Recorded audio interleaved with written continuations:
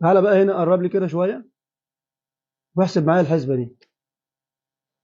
انت رحت خدت استلفت من اخوك 250 جنيه، ورحت استلفت من اخوك التاني 250 جنيه. على ال 250 جنيه يبقى الاجمالي 500 جنيه. تمام كده. نزلت اشتريت جزمه ب 450 جنيه، يبقى متبقي معاك 50 جنيه.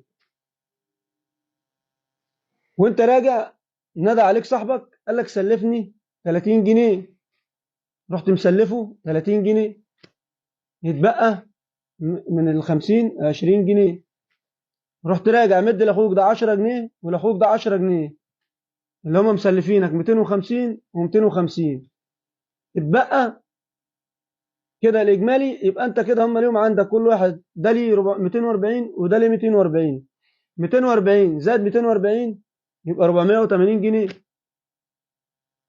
جه صاحبك اللي انت سلفته 30 جنيه راح مرجع لك ال 30 جنيه، يبقى 30 جنيه على 480 جنيه يبقى عاملين 510. وانت اصلا في الاساس مستلف من ده 250 ومن ده 250، يبقى 500 جنيه. انت مستلف 500 جنيه. ازاي بقت 510؟ والعشرة دي جت منين؟ العشرة جنيه دي جت منين؟